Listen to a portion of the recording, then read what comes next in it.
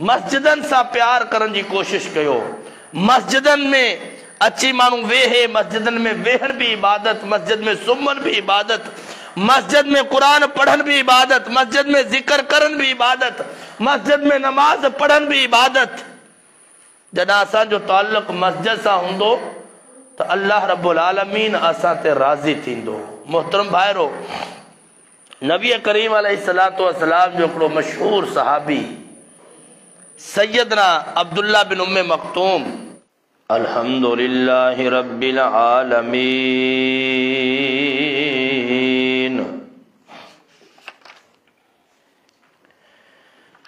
वस्सलातु वस्सलामु अला सय्यदिल अंबिया वल मुरसलीन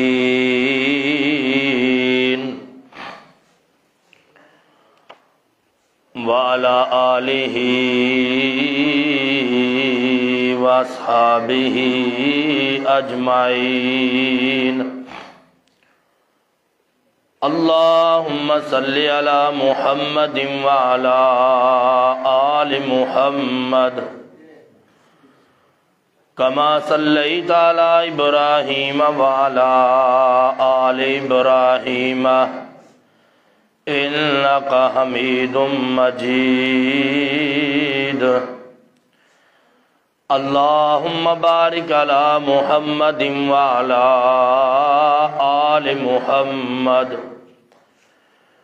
कमा बारकता अला इब्राहीम व अला आलि इब्राहीम इन्नका हमीदुम मजीद।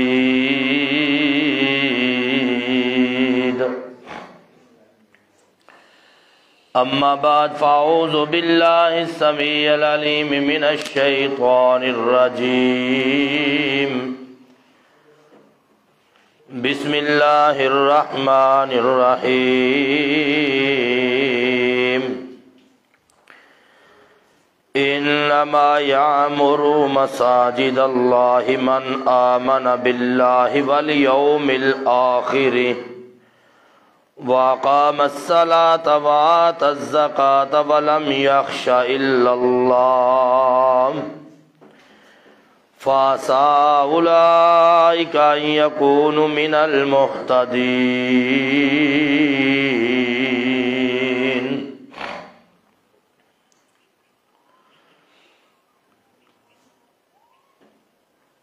हर किस्म जी हम्दो सना किबरियाई ऐं वॾाई जे लाइक़ अल्लाह मालिकुल अल्लाह ज़ुल जलाल वल इकराम जी ज़ात गिरामी आहे। बेशुमार लातादाद बेशुमार बेहदो हिसाब दरूदो सलाम हुजन सैयदुल मुरसलीन ख़ातमुन नबिय्यीन सैयदना मुहम्मदुर रसूलुल्लाह सल्लल्लाहु अलैहि व आलिहि वसल्लम जन जी ज़ात जे मथा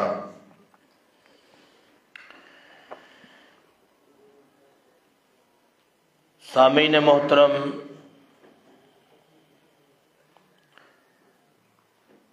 मस्जिदन जी तामीर ही कोई मामूली कम ना है, बल्कि मस्जिदन जी तामीर जो कम अल्लाह रब्बुल आलमीन सब खां पहिरियां अंबिया अलैहिस्सलातु वस्सलाम खां वरितो आहे।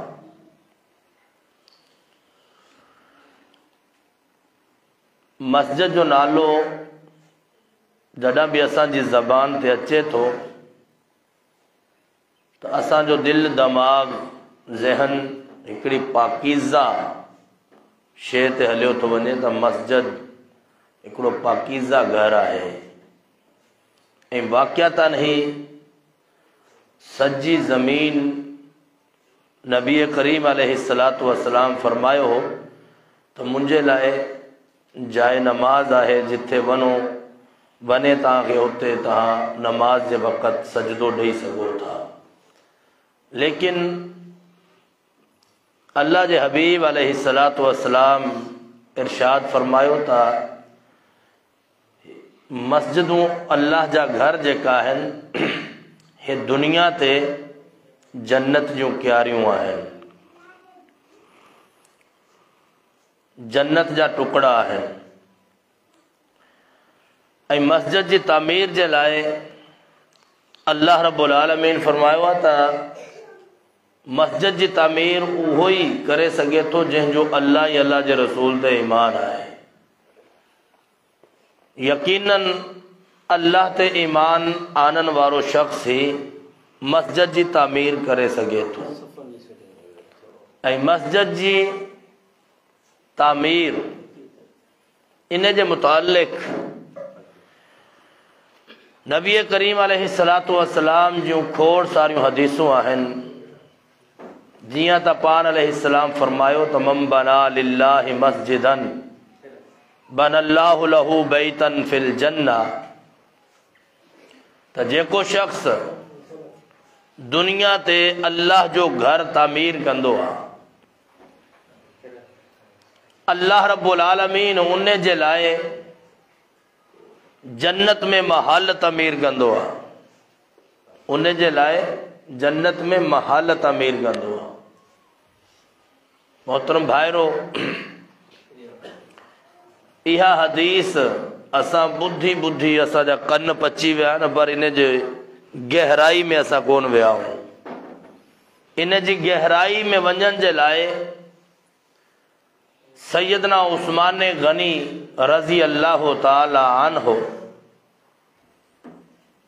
सहाबी रसूल, दमाद रसूल,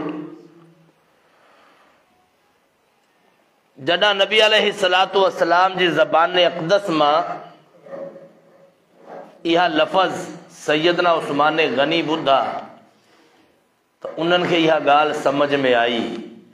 असांखे इहा ॻाल्हि सम्झ में न ईंदी आहे। असांजे मस्जिद जी हिकिड़ी टूटी बि ख़राब थी वञे न त असां चवंदा आहियूं यार को इदारो ईंदो हू ठाहे ॾेई वेंदो। इहा असांजी हक़ीक़त आहे। इन में माइंड न कजो। मां हिकिड़ो पंहिंजो जेको मुआशिरे जी ॻाल्हि, मुआशिरे में जेको कमु हले थो पियो उहा ॻाल्हि थो कयां। को वाशरूम ख़राब थी वञे थो, सोचंदा आहियूं यार को इदारो अचे हू वाशरूम ठाहे ॾे। को वुज़ू खाने जो मामिलो हुजे, उन जे बारे में बि असां पाड़े वारनि खे न तकलीफ़ ॾींदा आहियूं, ना ई कंहिं वरी पाड़े वारो या जमायत जो साथी उन जे दिलि में इहा ॻाल्हि वेहंदी आहे त नबी सल्लल्लाहु अलैहि वसल्लम जी हदीस मम बना लिल्लाहि मस्जिदन बनल्लाहु लहू बैतन फिल जन्ना।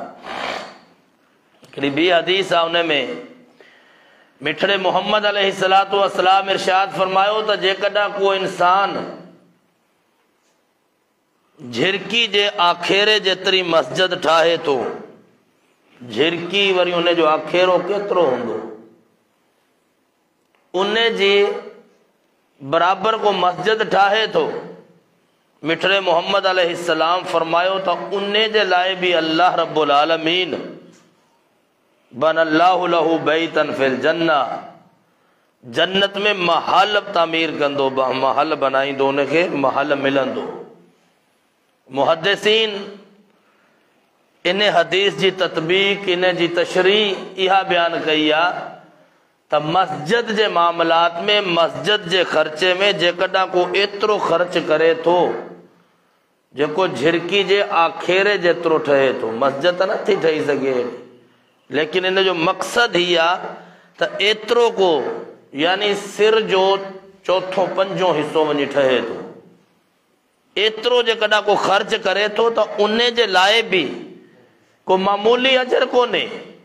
मिठड़े मोहम्मद सल्लल्लाहु अलैहि वसल्लम उन जे लाइ बि इहा ख़ुशख़बरी रखी आहे त उनखे जन्नत में महल मिलंदो।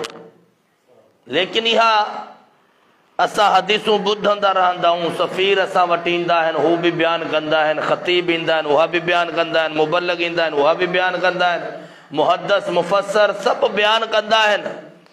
असां ॿुधंदा आहियूं, 10 रुपया कढी ॾेई छॾंदा आहियूं। लेकिन यादि रखिजो, सैयदना उस्मान गनी रज़ी अल्लाह ताला अन्हो जे साम्हूं जॾहिं इहा हदीस पेश थी, मस्जिद में जगह घटि पइजी वई, सहाबा वधी विया, नमाज़ी वधी विया, त मस्जिद जी अज़ सरे नौ तमीर करण जी ज़रूरत पेश आई। असां मस्जिदूं तामीर कंदाऊं यार, नवी थी वेंदी, रंग रूप थी वेंदो, टाइल्स लगी वेंदो, मार्बल लगी वेंदी। लेकिन सहाबा कराम जो दौर, नबी अलैहिस्सलातु वस्सलाम जो दौर, मस्जिद के नओं ठाहिण जे लाइ न, बल्कि मस्जिद के खुलासो करण जे लाइ, वॾो करण जे लाइ त जमायती वधी विया आहिनि, पूरा कोन था अचनि। इन मां खोड़ सारा मसला साम्हूं अचनि था, त असांखे मेहनत करणु घुर्जे। इन नंढी मस्जिद के माण्हू एतिरी जमायत वधाए त जुमेवार ॾींहुं ख़बर पवे यार हिन मस्जिद में तंगी महसूस थिए थी, हिनखे ख़लासो कयो वञे, वॾो कयो वञे। इहो न आहे त 10 साल खां पोइ वरी को ॿियो इदारो आयो, सोचूं यार हाणे हिनखे वरी ॿिए चकर RCC ठहिराए था वठूं। ईअं न आहे। वो चवंदा आहिनि न त पहिरियां मस्जिदूं कचियूं हुयूं, ईमान पक्का हुया, हाणे मस्जिदूं पक्कियूं आहिनि, ईमान कच्चा आहिनि। मिठड़े मोहम्मद सल्लल्लाहु अलैहि वसल्लम ऐलान कयो आहे त मस्जिद जी तोसी जे लाइ भर पासे में प्लाट थो मिले, इनखे ख़रीद करणो आहे, इनखे तामीर भी करणो आहे। पान अलैहिस्सलातु वस्सलाम चंदे जो ऐलान कयो आहे।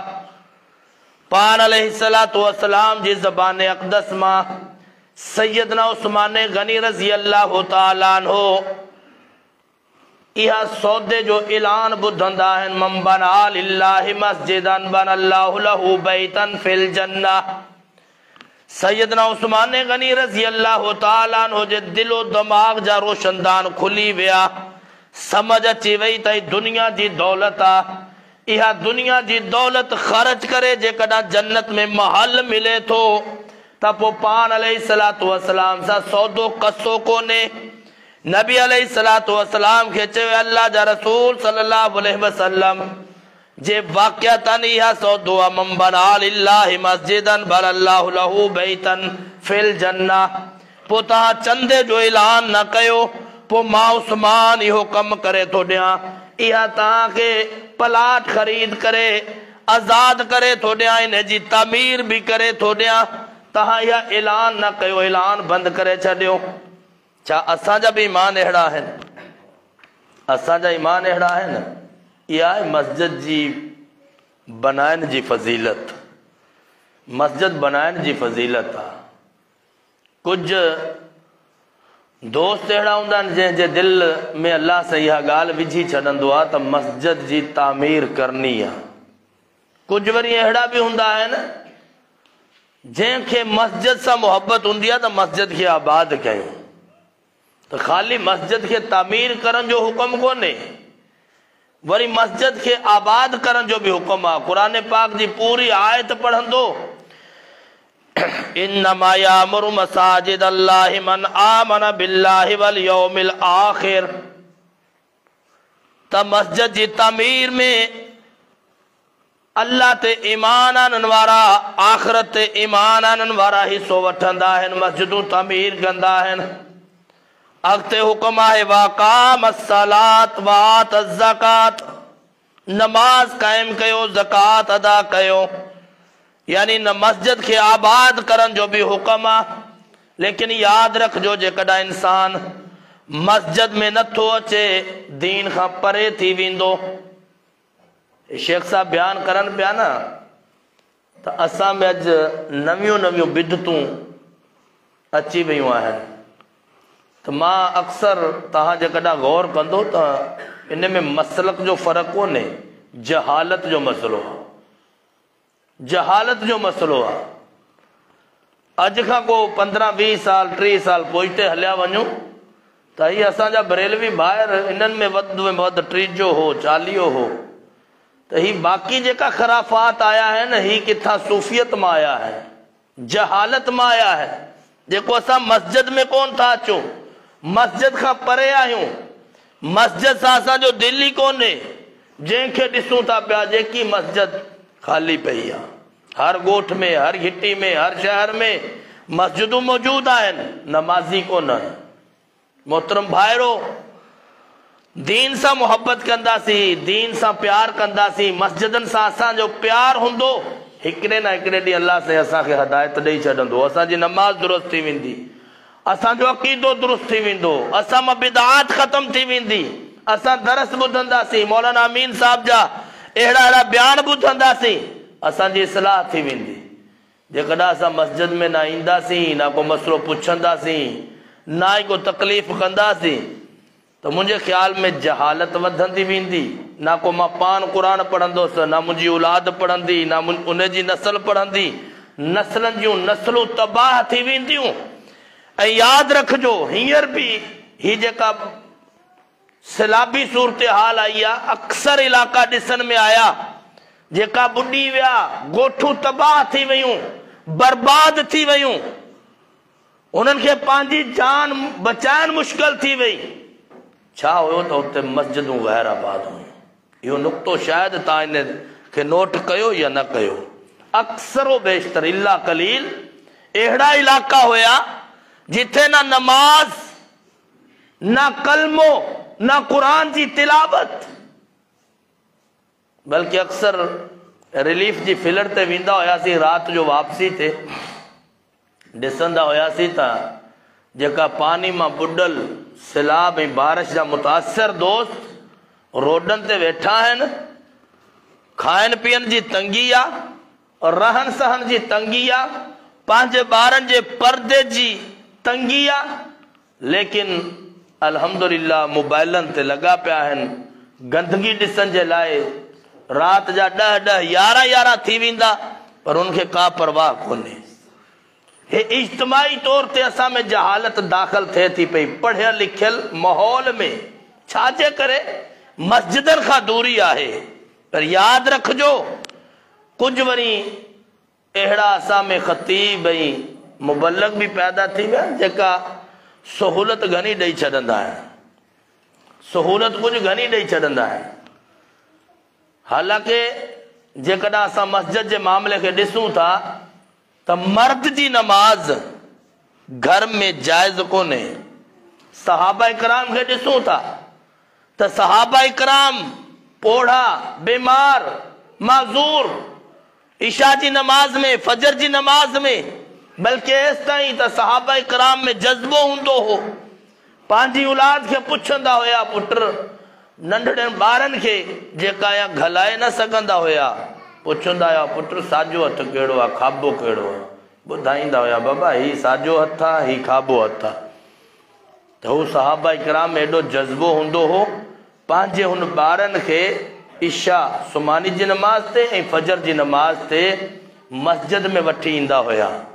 छा अॼु को अहिड़ो बुज़ुर्ग आहे, को हाजी साहब, को अहिड़ो आलिम सगोरो ख़तीब जेको पंहिंजी औलाद खे आदत विझण जे लाइ सुमानी जी नमाज ते या फजर जी नमाज ते वठी ईंदो हुजे नमाज जे लाइ?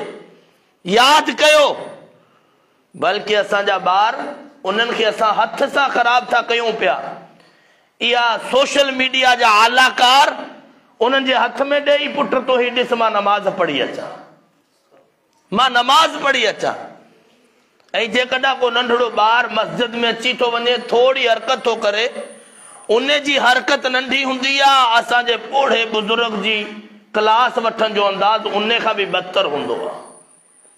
हिकिड़े ॾींहुं असां पंहिंजी मस्जिद में वेठासीं त हिकिड़े हिकिड़ो तालिब इल्म हो, वीचारो पढ़ंदो क़ुरान, हुन तकबीर बि चई ऐं पोयां बीही रहियो नमाज जे लाइ। को थोरो नमाज में ख़ारिश कई या को हथ सां हरकत कई त भर सां जेको पोड़ो बीठो। जीअं इस्लाम वरायो आहे उन जा अज़कार 15 मिंट जा ही हुया, तव्हां अहिड़ा आहियो, अहिड़ा आहियो, अहिड़ा आहियो, तोखे वरी अकल कोन्हे, तव्हांजा उस्ताद अहिड़ा, तव्हांजी बिरादरी अहिड़ी, तव्हांजी नस्ल अहिड़ी। हाणे तव्हां ॿुधायो त हू नंढड़ो ॿार वरी मस्जिद में ईंदो?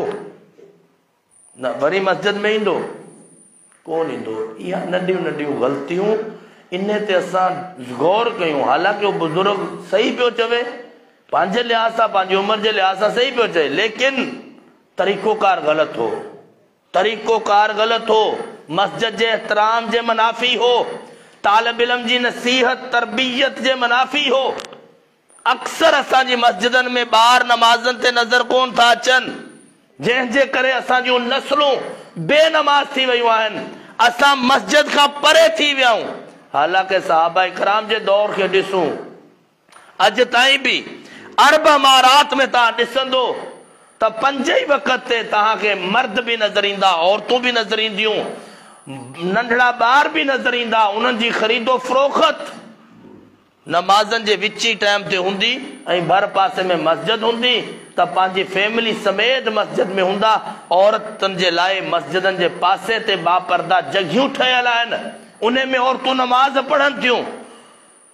मोहतरम भाइरो, असां दीन खां परे थी विया आहियूं। छाजे करे? असां मस्जिदनि खां परे थिया आहियूं, अल्लाह जे घरनि खां परे थिया आहियूं। नबी करीम अलैहिस्सलातु वस्सलाम जी सही तरीन हदीस आहे, रसूलुल्लाह सल्लल्लाहु अलैहि वसल्लम फरमायो अहब्बल बलादि इलल्लाहि मसाजिदुहा व अबगज़ु इलल्लाहि अस्वाकुहा। अल्लाह जे नबी सल्लल्लाहु अलैहि वसल्लम फरमायो त सब खां पसंदीदा जेकियूं जॻहियूं दुनिया ते आहिनि, अल्लाह रब्बुल आलमीन जंहिंखे पसंद करे थो, जंहिं जगह ते तहां जो वेहन उथन अल्लाह के प्यारो थो लगे, अल्लाह रब्बुल आलमीन के वणे थो, अल्लाह रब्बुल आलमीन के पसंद आहे, हू मस्जिदूं आहिनि। ऐं जेकियूं बुरे खां बुरियूं जॻहियूं आहिनि, किने मां किनियूं जॻहियूं आहिनि, हू दुनिया जा बाज़ार आहिनि। असां वरी बाज़ारनि में होटल में घणो वेहंदा आहियूं, मस्जिदनि में घटि वेहंदा आहियूं, मस्जिदनि में घटि वेहंदा आहियूं। इन जे करे कोशिश कयो, मस्जिदनि सां प्यार करण जी कोशिश कयो। रुगो मस्जिदूं तामीर ना आहिनि करनियूं, मस्जिदनि खे खूबसूरती ना आहे ठाहिणो, मस्जिदनि खे खूबसूरत भी ठाहियो, ज़ेबो ज़ीनत भी बनायो, अफ़ज़ल आहे, इन जो अजर आहे, अजर मिले थो इन जो। लेकिन यादि रखिजो, जेकॾहिं मस्जिदूं आबाद न हूंदियूं त इन्हनि जी ज़ेबो ज़ीनत कंहिं कम जी न आहे। मस्जिदुनि खे आबाद कीअं करणो आहे? मस्जिदनि खे आबाद नमाज सां करणो आहे। 5 वक़्त जी नमाज मस्जिद में अदा करनी आहे। मर्द जे लाइ घर में नमाज पढ़ण जी इजाज़त कोन्हे। मर्द जे लाइ घर में बगैर कंहिं उज़र जे नमाज पढ़ण जी इजाज़त कोन्हे। नबी सल्लल्लाहु अलैहि वसल्लम जा सहाबा बयान करनि था त असां जे दौर में, नबी सल्लम जा सहाबा बयान करनि था त असां में नमाज इशा ऐं फजर में पोइते रहण वारा या मुनाफिक हुंदा हुया, या माज़ूर हुंदा हुया, या हू जेका मदीने में कोन हुंदा हुया। समझ आई? हाणे असां पंहिंजे पान ते गौर कयूं। असांजे पाड़े में मस्जिद आहे, शहर में मस्जिद आहे, जेकॾहिं असां मस्जिद में नथा वञूं, सुमानी ऐं फजर जी नमाज ते नथा वञूं, त टिननि मां कंहिं हिकिड़ी क़िस्म में त आहियूं, या मुनाफ़िक आहियूं या माज़ूर आहियूं। या मुनाफ़िक आहियूं या माज़ूर आहियूं, या शहर में मौजूद न आहियूं। मोहतरम भाइरो, मुहासिबो पंहिंजो पाण कंदा वञो। मस्जिदनि सां प्यार करण जी कोशिश कयो। मस्जिदनि में अची माण्हू वेहे, मस्जिदनि में वेहण भी इबादत, मस्जिद में सुम्हण भी इबादत, मस्जिद में कुरान पढ़न भी इबादत, मस्जिद में जिक्र करन भी इबादत, मस्जिद में नमाज पढ़न भी इबादत। जॾहिं असांजो ताल्लुक़ मस्जिद सां हूंदो त अल्लाह रब्बुल आलमीन असां ते राज़ी थींदो। मोहतरम भाइरो, नबी करीम अलैहिस्सलातु वस्सलाम जो हिकिड़ो मशहूर सहाबी सैयदना अब्दुल्ला बिन उम्मे मक्तूम, जंहिंजी शान में सूरत अबस नाज़िल थी, अबसा वतवल्ला अन जाअहुल आमा। अल्लाह रब्बुल आलमीन इहा सूरत सैयदना अब्दुल्ला बिन उम्मे मक्तूम सहाबी जी शान में नाज़िल कई। एडो प्यारो सहाबी आ, अखियन खां न बीनो आ। नबी करीम अलैहिस्सलातु वस्सलाम वटि आयो आ, अची करे अर्ज़ थो करे, अल्लाह जा रसूल सल्लल्लाहु अलैहि वसल्लम, आऊं न बीनो आहियां, अखियन खां ॾिसी नथो सघां, मुंहिंजो घर मस्जिद खां इलाही परे आ, इन खां अलावा मूंखे वठी अचण वारो कोई कोन्हे, मुंहिंजो साथी कोन्हे, को नंढड़ो ॿार कोन्हे जेको मूंखां ॿाह खां वठी करे मस्जिद में छॾे। ऐं अल्लाह जा हबीब अलैहिस्सलातु वस्सलाम, जेको रस्तो मस्जिद वारे पासे अचे थो, रस्ते में काफ़ी सारे ख़तरनाक जानवर आहिनि, कुत्ता बिल्ला, को अहिड़ा जानवर आहिनि जंहिंजे करे आउं डिॼा थो किथे मूंखे खाई न वञनि। नबी अलैहिस्सलातु वस्सलाम खां इजाज़त घुरे थो अब्दुल्ला बिन उम्मे मक्तूम, नबीनो सहाबी, ऐं अल्लाह जा रसूल सल्लल्लाहु अलैहि वसल्लम मूंखे इजाज़त ॾियो त आउं मस्जिद और मस्जिद जे बजाय घर में नमाज पढ़ी वठंदो कया। पान अलैहिस्सलातु वस्सलाम पहिरियां इजाज़त ॾिनी, पोइ थोरो परे विया, सॾ गई, अब्दुल्ला हेॾे अच। पुछियो त छा अज़ान जी आवाज़ तुंहिंजे घर में अचे थी? अज़ान ॿुधी थो? अब्दुल्ला बिन उम्मे मख्तूम चए थो, अल्लाह जा रसूल, अज़ान जी आवाज़ मुंहिंजे कननि में पवे थी, हय्या अल सलाह हय्या अल फलाह जी आवाज़ मुंहिंजे घर में अचे थी। मिठड़े मोहम्मद अलैहिस्सलातु वस्सलाम फरमायो, पोइ आऊं मोहम्मद तोखे इजाज़त नथो ॾेई सघां त तूं घर में नमाज पढ़ी। तुंहिंजे लाइ ज़रूरी आहे त तूं अची करे बा जमात नमाज अदा कर। हालांकि न बीनो आहे, उज़र भी आहे, लेकिन नबी सल्लल्लाहु अलैहि वसल्लम झले छॾियो त तुंहिंजे लाइ ज़रूरी आहे त जमात सां अची करे नमाज पढ़। हाणे असां सोचियूं इन खां वॾो उज़र भी को असां वटि आहे? असां जूं मस्जिदूं ख़ाली पयूं आहिनि, असां पाण भी नमाज जे लाइ मस्जिद में नथा अचूं, न को असांजी औलाद अचे थी, घर जा घर बेनमाज पिया आहिनि। जेकॾहिं को थोड़ी घणी पढ़नि था, को फजर जी पढ़ी, बाक़ी सभु छुटी वई।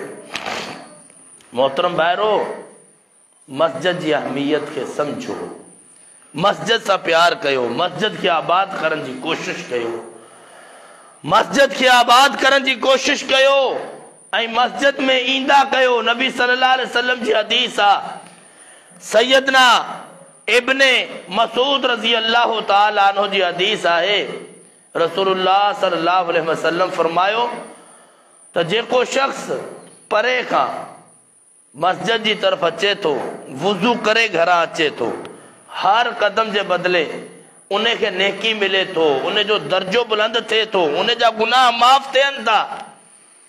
इन तरह नबी करीम सल्लल्लाहु अलैहि वसल्लम जी हदीस आहे त जेको शख्स उंधाई में, अंधेरे में, रात जी तारीकी में घरां वुज़ू करे मस्जिद जी तरफ अचे थो, उन जे लाइ क़यामत वारे ॾींहुं रोशनी हूंदी, नूर हूंदो, चमक हूंदी, धमक हूंदी। लेकिन जेकॾहिं असां घर मां शुरंदासीं कोन, उथंदासीं कोन ऐं मस्जिद जी तरफ अचण जी तयारी कोन कंदासीं, त पोइ हीअं एॾी सस्ती जन्नत कोन्हे। मोहतरम भाइरो, इन खां अलावा मस्जिद जी ख़िदमत करण जो भी हुक्म आहे। नबी सल्लल्लाहु अलैहि वसल्लम मस्जिद जी पाण सफ़ाई कंदा हुया। हदीस में अचे थो, रसूलुल्लाह सल्लल्लाहु अलैहि वसल्लम हिकिड़े ॾींहुं ॾिठो त कंहिं शख़्स थुक उछलायो, भित ते लॻो, सुकी वियो। पाण अलैहिस्सलाम हिकिड़ी काठी घुराई, उन सां उनखे साफ़ कयो ऐं पाण अलैहिस्सलातु वस्सलाम चयो त मस्जिदनि जो एहतराम कंदा कयो, मस्जिद में गंदगी न फैलाईंदा कयो। पाण अलैहिस्सलाम फरमायो, जंहिं शख़्स खे तव्हां ॾिसो त हू मस्जिद जी सफ़ाई करे थो पियो, उन जे मोमिन हुजनि जी गवाही ॾेई छॾियो त हीउ पको मोमिन आहे। पाण अलैहिस्सलातु वस्सलाम मस्जिद जे एहतराम ऐं सफ़ाई जे हवाले सां हिकिड़ो वॾो वाक़ियो मशहूरु आहे, तमामु बहितरीन हदीस आहे त हिकिड़ो बद्दू शख़्स, ॻोठानो वीचारो मस्जिद में आयो, अची करे बीही करे पेशाब करणु शुरू करे छॾियो।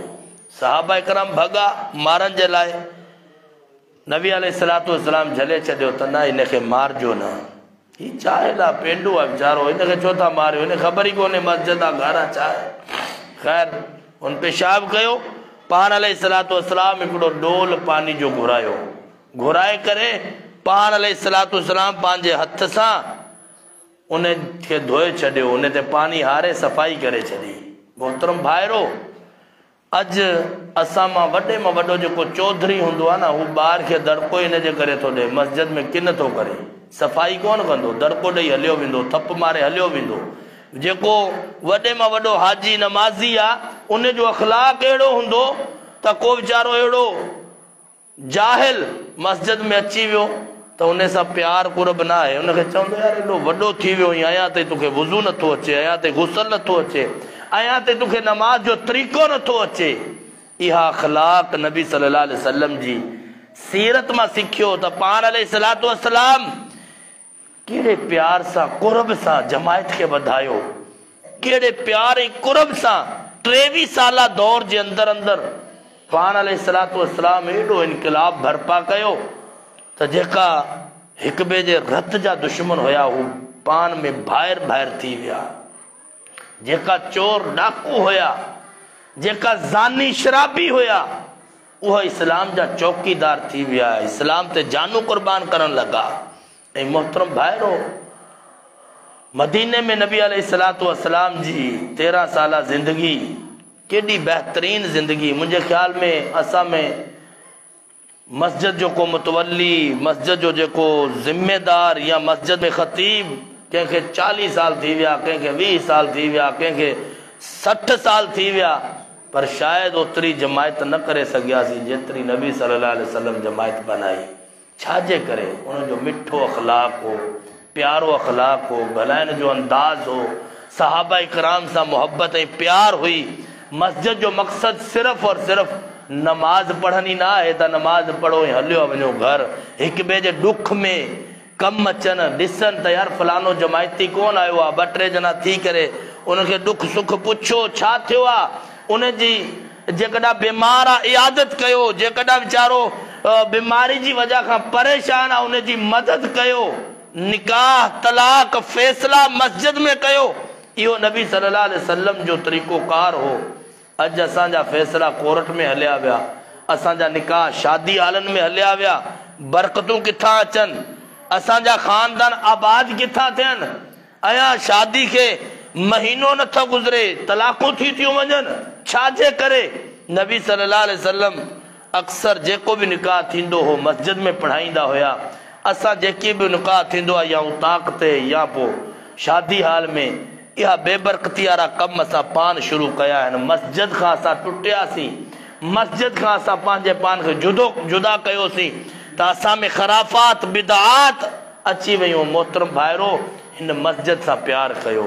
मस्जिद जी तामीर जो मक़सद समझो। ही मस्जिद इस्लाम जा किला आहिनि, इस्लाम जी छोनी आहे। इन मस्जिद के जेको आहे इन में अची करे पंहिंजा फैसला रखो। जेको हिते हाणे गवाही ॾींदो कूड़ त कोन ॻाल्हाईंदो न।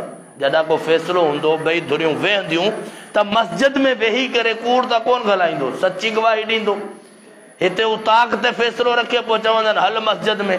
उनखे पहिरें ई तव्हां मस्जिद में विहारियो, उनखे पहिरें ई तव्हां क़ुरान जे साम्हूं विहारियो। तव्हां क़ुरान खोले फैसलो कयो। क़ुरान ऐं हदीस जो फैसलो जेको हूंदो उहो सभु क़बूल कंदा, वेठा भी मस्जिद में हूंदा। इहा अहकामात आहिनि मस्जिदनि जा, जंहिंखां असां तमामु परे थी चुका हूं। मस्जिदनि सां मोहब्बत ऐं प्यार कयो। मस्जिदनि जे मुक़ाम ऐं मस्जिद जी शान, मस्जिद जी फज़ीलत खे सम्झियो। कोशिश कयो मस्जिद जी सफ़ाई कंदा कयो। बेशक केॾी भी वॾी उमिरि थी वञे, मस्जिद जी सफ़ाई कयो। मस्जिद जी सफ़ाई करण सां इंसान जे लाइ ईमान जी निशानी आहे। तव्हांखे ख़बर आहे त मस्जिद नबवी में हिकिड़ी पोढ़ी औरत रहंदी हुई, कारे रंग जी हुई। उन खां अलावा को ख़ूबसूरत न हुई, यानी असां उनखे पंहिंजे लफ़्ज़नि में बदसूरत चई था सघूं, यानी को एॾो उनजो मतिलबु न हो। जॾहिं वीचारी गुज़ारे वई त सहाबा कराम उनखे राति जो जनाज़ो पढ़ाए तदफ़ीन करे छॾी। पाण अलैहिस्सलातु वस्सलाम खे ख़बर पई। रसूलुल्लाह सल्लल्लाहु अलैहि वसल्लम पुछियो त हिते हिकिड़ी मढ़ी औरत रहंदी हुई, मस्जिद जी सफ़ाई कंदी हुई, हू औरत किथे आहे? सहाबा कराम जवाब ॾिनो त या रसूलुल्लाह सल्लम वीचारी उनजी वफ़ात थी वई, गुज़ारे वई। अल्लाह जा हबीब, असां तव्हांखे तकलीफ़ कोन ॾिनी, राति जो वक़्तु हो, तव्हां सुता पिया हुयो, असां उनखे जनाज़ो पढ़ी दफ़नाए छॾियो। हाणे इन हदीस मां हिकिड़ो त इहो मसइलो मिले थो त जॾहिं इंसान फौत थी वञे कोशिश कयो उनखे जल्दी दफ़नाइण जो, जल्दी दफ़नाए छॾियो। ॾिसो सहाबा इकराम नबी सल्लल्लाहु अलैहि वसल्लम खे उथारण गवारो न कयो। नबी सल्लल्लाहु अलैहि वसल्लम जे लाइ सुबुह थियण जी इंतज़ार न कयो त नबी सल्लम जनाज़ो पढ़ाईंदो या नबी सल्लम जेको हुक्म कंदो, न, हुक्म ही हो अल्लाह जे नबी जी तरफ़ां त जॾहिं कज़ियो थी वञे, वफ़ात थी वञे, उनखे फौरन दफ़नायो। इन ते अमल कंदे हुए सहाबा कराम इत्तिबाए रसूल कई, रसूलुल्लाह सल्लम जी इत्तिबा कई। इत्तिबा जो मक़सद भी इन हदीस में मिले तो, मुर्दे के जल्दी दफ़नाइण जो इन में हुक्म मिले तो। उन खां अलावा नबी सल्लल्लाहु अलैहि वसल्लम पुछियो त इनखे किथे दफ़नायो आहे? नबी सल्लम क़बर ते विया, वञी करे उनजी लाइ दुआए मग़फ़रत कई। हदीस में अचे थो उन जे लाइ दुआए मग़फ़रत कई, का देर ताईं दुआए बख़्शिश कंदा रहिया। छाजे करे त हू मस्जिद जी सफ़ाई कंदी हुई। इहा मुक़ाम उन औरत खे किथां मिलियो? मस्जिद जी सफ़ाई खां। त नबी सल्लल्लाहु अलैहि वसल्लम उन जी क़ब्र ते वञी करे उन जो जनाज़ो पढ़ियो, उन जे लाइ बख़्शिश जी दुआ कई।